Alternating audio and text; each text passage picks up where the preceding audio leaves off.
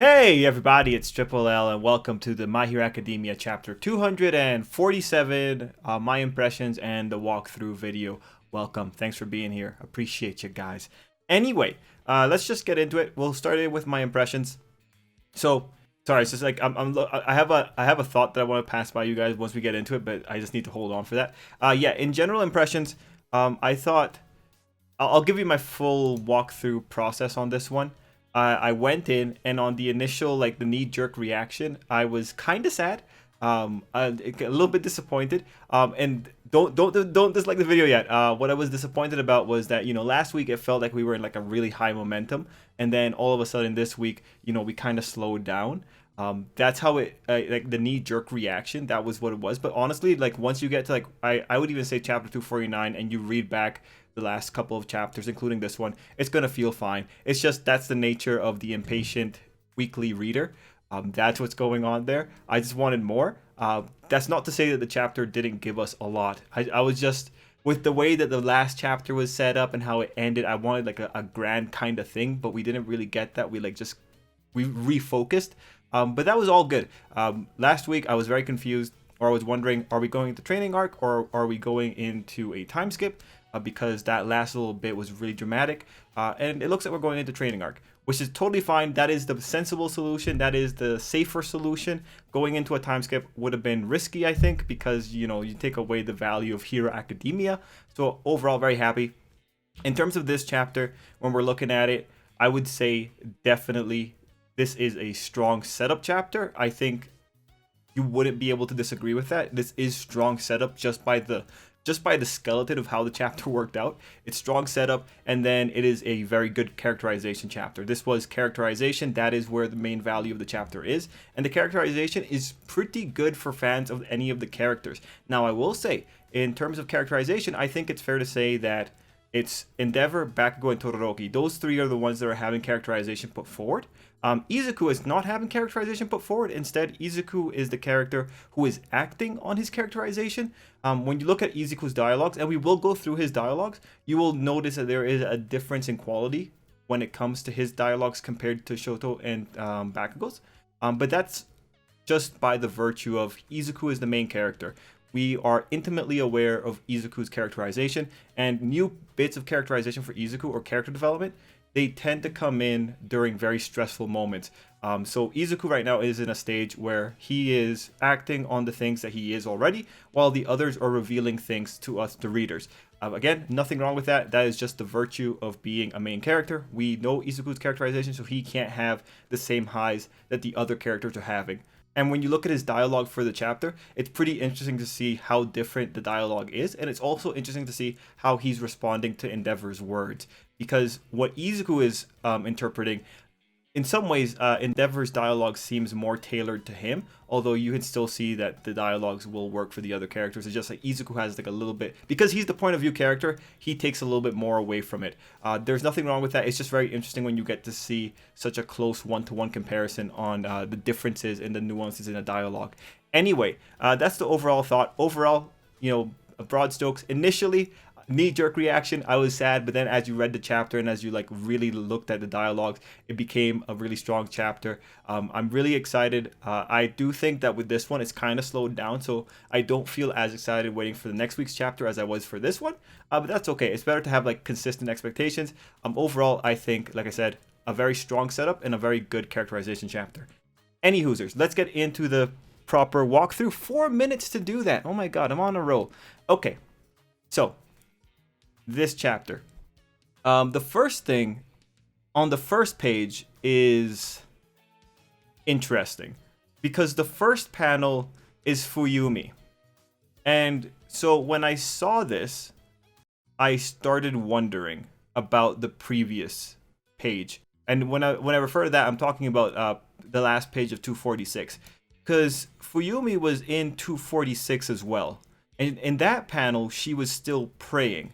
And now I'm starting to wonder, and apologies if I missed this in the comments, because this feels like the kind of thing that someone might have noticed in the last chapter that I didn't notice. But I'm starting to wonder if that final bit of dialogue in 246 was actually Fuyumi talking. Because when you look at the second to last page of 246, whatever the villains are planning, it won't come to pass. That's on a black background. And then you have, by the next time the cherry blossoms fall, I pray that we will all be able to laugh together once more.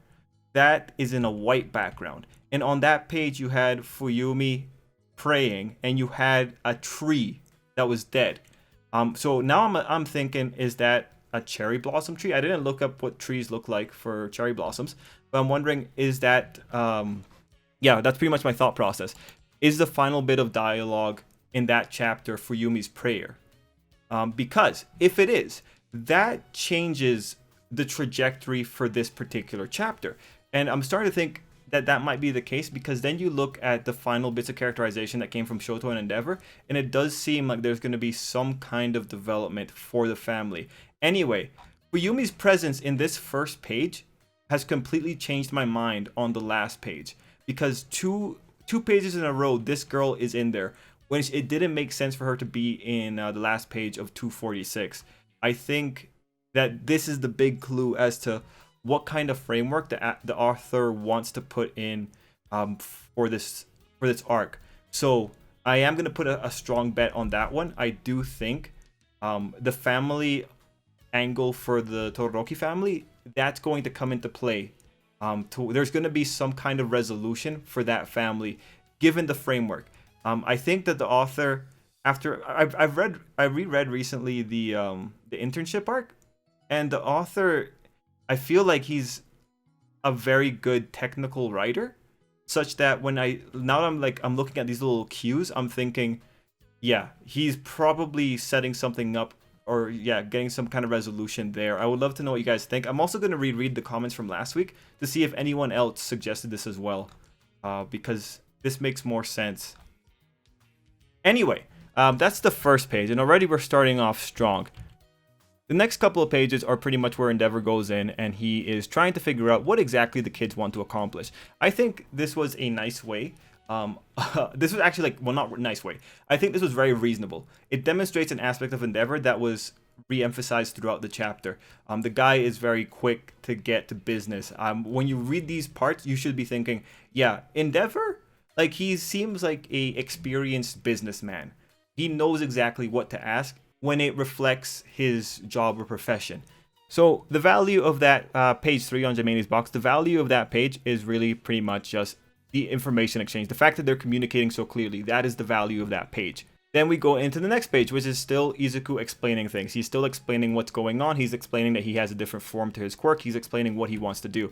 This was really valuable as well. It's important that we as the readers know what exactly Izuku wants to do with his quirk. The other part of value there is that Endeavor continued asking Izuku questions. Again, he knows what questions to ask, and he's getting all the information he possibly can. And thankfully, since Izuku's a big talker, he's getting all that information. So it was pretty cool to see how the conversation between the two of them was going. This definitely feels like a professional conversation. And when I say professional conversation, I mean like two people that know what they're talking about and know what questions to ask. It felt really cool, and it was really cool to see Endeavor continuously asking him. This is definitely, I think, that professional demeanor. And again, we're going to have professional demeanor Endeavor re-emphasized throughout the chapter.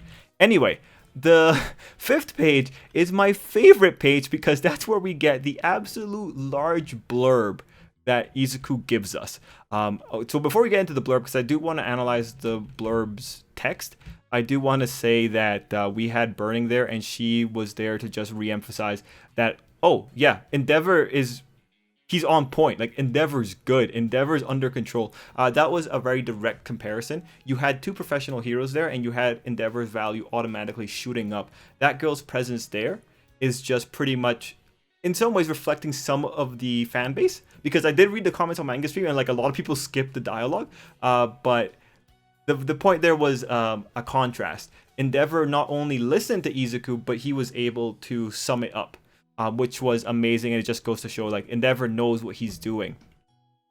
Now, for the first half of the blurb, I think that is largely information that we already know. Like, Air Force is an air pressure-based long-distance move. We know that his body requires power beyond what he's capable of handling. We know that he's capable of handling 10 to 15% of the full power. We already know that Air Force requires 20%. We already know that. Air Force doesn't leave Izuku with any major injuries, but it does cause pain throughout his body. We ultimately know that. That's all information that we know. Now, mind you, as a guy that likes anime powers, Izuku is a gift from God. I will always appreciate a character or a series that is willing to give me a full block of text to explain what exactly is going on with their powers. It's information we already know, but it's nice that it's right there. The second half of the blurb is what I think is the more interesting part. But the part that I really enjoyed was the part where Izuku mentioned that it exceeds the limits of what he is capable of processing. So he's been training to process both movement and control in parallel. So that was really good. I really like, that's my favorite part right there, because now that's thinking, okay, like I always wondered, what are the mental resources that are being used up? How is Izuku going to be able to handle that? Is the author just going to gloss over the mental resources needed to be able to have 8 different quirks going off all at once? No, the author's not doing that. He does legitimately want Izuku to be able to control multiple powers in parallel. And I do think there is a little bit, a tiny bit, because it's not the same case. It's a little bit of a parallel between him and Shigaraki, because if you remember last chapter, the point of the last chapter was that Shigaraki needed to upgrade his hardware to be able to handle so many different quirks. Whereas Izuku is here, and he's going about the route of handling different quirks by pretty much just learning to handle it. So that's really interesting. Now, mind you, again, it's different.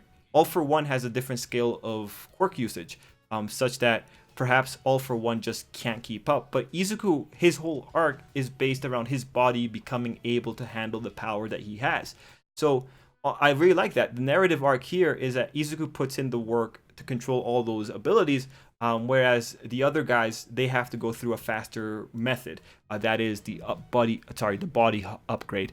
So that was really cool. I really enjoyed seeing that. Anyways, really, Endeavor saying you want to learn to micromanage your power output while in battle, that does capture the essence of it, but there's important little details and implications that come out specifically from Izuku's blurb, and I really appreciated that. Now, page 6 is a really interesting page, because page 6 is establishing a commonality or a link between Endeavor and Izuku, and that link comes in with Endeavor saying that Izuku has a Bursum quirk, and it seems like Izuku's in the same boat as us. And who is us? Well, I would say for now, let's call it the Todoroki family, but the idea of that page should be pretty simple. It's just Endeavor talking about people whose bodies can't handle their quirks. And again, it's interesting that we're talking about people whose bodies can't handle quirks, because that is also the root problem that is occurring with Shigaraki and the Doctor with the singularity theory. So it's interesting that this little theme is coming out and expressing itself in different ways.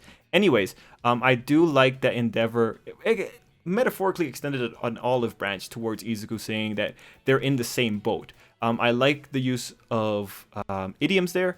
I like what Endeavor was trying to imply. I like that he's found some kind of commonality with Izuku through the fact that they have quirks that need to be regulated or their bodies will pretty much break. Now, that's kind of the last Izuku page for this moment, but it's important to note that, as you saw with Izuku's moment with Endeavor, Izuku did not reveal any characterization. As Todoroki said, he was pretty much self-analyzing. That's something that Izuku's always done. He was acting on a characterization he already had. He was just telling Endeavor information.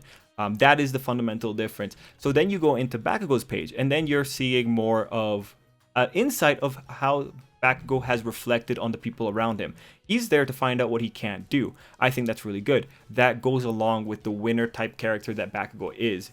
He is competent enough to now have realized, hey, I don't know exactly how I can improve, so I need to find the things that I just don't know how to do. But how do you know what you don't know how to do? You only get the opportunity to find those things if you're thrust into a situation. And thankfully, that is the solution that Endeavor ultimately gives the kids by the end of the chapter. Anyway, it was cool to see Bakugo being serious here, even though people were laughing at him burning. But he also had interesting dialogue when it referred to, explosion. He can do, it does, let me see. It lets him do whatever he wants it to do, and it's just a single quirk, but he's going to be the strongest. Now, that dialogue refers to Izuku, but, if Endeavor's there, he could also just apply it. Okay, it probably also means Shoto, so that didn't raise any suspicions. Good stuff. And then the most critical dialogue here is that he learned that pure strength isn't enough to become strong. So that was I think, the best dialogue there, because that is what we wanted for Bakugo. We needed him to know that there are more ways to be strong. So that's great. And then he had the reflection on the Class 1A, Class 1B battle. A perfect 4-0 with no injuries. A perfect 4-0 with no injuries. Why is that repeated? Truly a victory fit for the strongest. Yes, we have that there. But for Bakugo, I think that itself is a contrast in that, yes, that was a perfect victory, but that's still not enough. He still doesn't know what he's missing, and he knows he's missing something. So, the idea that he's being called the strongest, or it's being called a perfect victory, that might not gel well with him. I do think that he looks at that and he thinks like, no. So there is still room to improve here. The biggest problem here is that I think that Bakugo doesn't want to get caught up in the idea that he is the best or he is the most perfect, because he's already seen fully that there are things that he lacks. And I think that's really good. I think it's really good that the kid's realizing that. I think it's very good that he is continuing along this character development arc. Now, what's interesting is that of the 3 characters, Endeavor didn't give a full reflection on them. For Izuku, he made the mention that they are in the same boat. For Bakugo, he's just saying this guy. So I think with Bakugo, he might find a little bit more commonality. And that commonality might be held off for later when Endeavor needs to make a point about him. Anyway, we move on and we go into Shoto. And Shoto is the one who is coming in with he's being very mature about all of this. Page 9 is pretty much the start of the Shoto breaking down Endeavor. And then page 10 is where he goes for the full break. So page 9 was a setup for the break, and page 10 is right around the full break, with page 11 being the wham line with him saying that he wants to use Endeavor. So that whole conversation pretty much told the story of Shoto's development, how he went through that whole period of only limiting himself to one side, how he found out he was acting the way his father ultimately wanted him to act, how he ultimately reflected back on he wants to be a hero like the one that he saw with his mom, and then just finally him saying that, yeah, I know you are the number 1 hero. It'd be stupid to not come to learn from you because you are effective at being a hero. So I like that final line. I came here to use you. That good enough. It's very cold, but I think we can all agree this is probably the healthiest perspective he could have taken at this moment in time. Like, the one who has to earn redemption here isn't Shoto. It is his father. And thanks to Shoto having such a strong speech, we get a really good insight into Endeavor's feelings here. So I really enjoyed that. I really like that he reflected on it. With the first little bit of that first page of Endeavor was him remembering that Shoto said that he hasn't forgiven him. And then that Shoto's going to be watching him as a father from here on out. And then the most important dialogue, I think, is when he says, when he came here on his own free will, I thought he had opened his heart to me. I've misunderstood this whole time. I especially like the use of opened his heart and I've misunderstood. Okay, so I think Endeavor legitimately did get emotionally invested, and that's reflected specifically in those little bits of dialogue. Him saying that he misunderstood also is indicative of him admitting fault. He's admitting fault here. That's a big step for the character. So I like this. Most likely Endeavor did get his feelings hurt, because that finally opened his heart to me dialogue, I feel reflects that Endeavor also opened up his heart. And the misunderstood, again, important because he's admitting fault. He knows that he's done bad here. He knows that there is enough reason here to justify what Shoto has just said.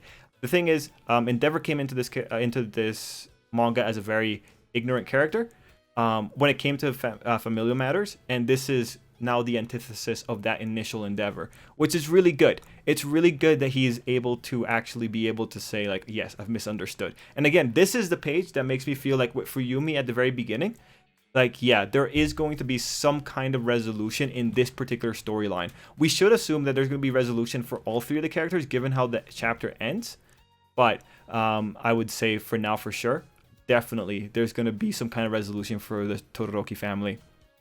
Anyway, we then go into the hardest part of the setup, where we specifically learn that Endeavor is going to be training them on rescue, evacuation, and suppression. Those 3 basics. So by page 13, we're getting the full rundown of just Endeavor explaining his thought process. And thankfully, and this is really cool, The author used what they had just encountered as the example of the points that Endeavor was going to teach them. So this is really clever. Good on the author for this. This is a really nice technical page.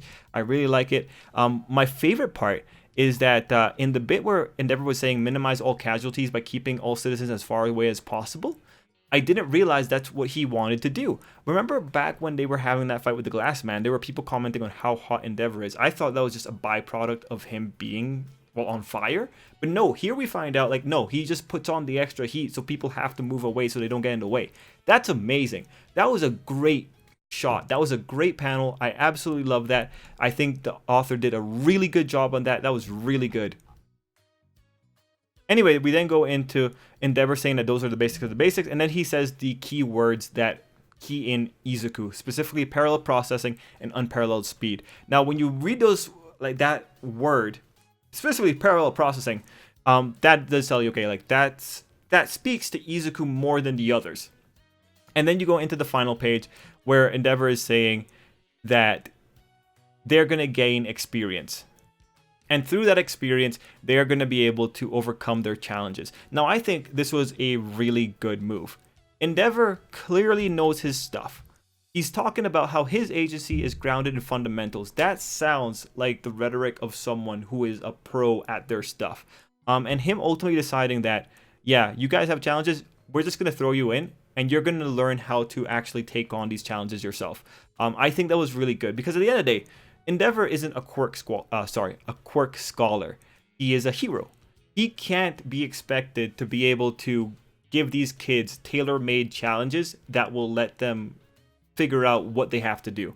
No. Instead, he's saying, you guys are going to be tested, and in those tests, you guys have to be good enough to rise above them. I will give you the opportunity to challenge yourself, and in those opportunities, you have to make the most of it. I think that works for all three characters really well. And I think in this case, you could argue this would only work if Endeavor had the top of class of the first year of UA Academy. Because for this to work, you need to have characters who are self-motivated and ready to go. Like, for instance, I don't think a character like Mineta would do very well in this kind of training experience. I think his growth rate is a little bit slow. But when you compare it to the three main stars of Class 1A, it's like, okay, no. If there's anyone that can rise to the challenge, it's especially Bakugo. It's definitely Izuku. And Shoto was he's just going to learn, like, it's just naturally going to happen. But yeah, so this is really, I think, a training arc or a training experience that only works with the top of the top as we have here. So I really like this. I like that this is what Endeavor decided to do, because I think this is the most sensible thing to do. I think Endeavor can see that these three are all top tier. And I think that's why he's so confident with this. So I am interested to see how this is going to shape out. I want to see how exactly we're going to reach that you can eliminate villains faster than me. I want to see how we do that. That's pretty exciting. But overall, I think this was a great chapter. Now, I'm in a little bit of a rush. That's why I'm not going to dwell on this too long. But we still got a 25-minute chapter. Overall, I think very strong chapter. If there's one thing you take away from this, is definitely Endeavor is a pro. Endeavor knows what he's doing. This is why he's the #1 hero. Knowing that this is how hard he goes to deal with his heroics makes you think like, yeah, no, this guy on paper, this guy is effective. That's what you should definitely take away from this. But yeah, guys, let me know what you thought down below, and till next time, I hope you have a great day. Gotta run.